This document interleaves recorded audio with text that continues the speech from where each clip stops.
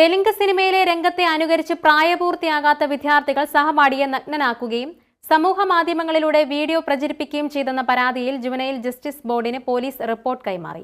വിദ്യാർത്ഥിയുടെ പിതാവിന്റെ പരാതിയിലാണ് നടപടി. 7 സഹപാഠികളെ ക്ലാസ് മുറിയിൽ വിദ്യാർത്ഥിയെ ഉപദ്രവിച്ചെന്നാണ് പരാതി. സെന്റ് തോമസ് ഹൈസ്കൂളിലെ വിദ്യാർത്ഥിയുടെ പിതാവാണ് പോലീസിൽ പരാതി നൽകിയത്. റീൽ എടുക്കാനായാണ് സഹപാഠിയെ നഗ്നനാക്കിയതെന്നാണ് വിദ്യാർത്ഥികൾ പറഞ്ഞതെന്ന് അധികൃതർ പറയുന്നു. 10 ഉച്ചയ്ക്കാണ് സംഭവം.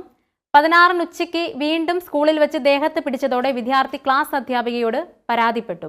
തുടർന്നാണ് നേരത്തെ നടന്ന സംഭവം പുറത്തറിയുന്നത്. പൊതുവിദ്യാഭ്യാസ അഡീഷണൽ ഡയറക്ടറോട് വിശദീകരണം തേടിയതായി മന്ത്രി വി ശിവൻകുട്ടി അറിയിച്ചു. അന്വേഷണം നടത്തി നടപടികൾ സ്വീകരിക്കാൻ പാലാ SHOയ്ക്ക് ചൈൽഡ് വെൽഫെയർ കമ്മിറ്റി നിർദ്ദേശം നൽകി.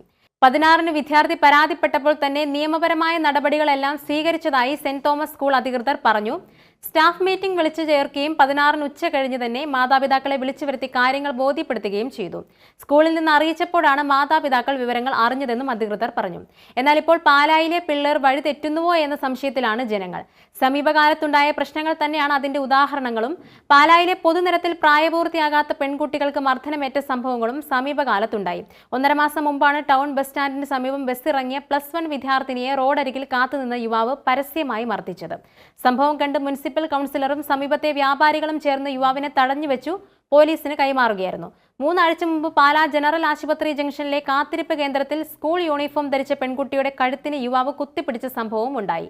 പലരും ഇത് കണ്ടെങ്കിലും ഒരാൾ പോലും പ്രതികരിച്ചില്ല. ഇതേപോലെ സമീപകാലത്ത് ബസ് സ്റ്റാൻഡിലെ ഒരു വ്യാപാരിയുമായി കുട്ടി സംഘം ഏറ്റുമുട്ടിയ സംഭവം ഉണ്ടായി. വ്യാപാരി പാലാ പോലീസിൽ പരാതി നൽകുകയും ചെയ്തു. വിദ്യാർത്ഥികൾ തമ്മിലും ഇവിടെ കയ്യാങ്കളി പതിവാണ്.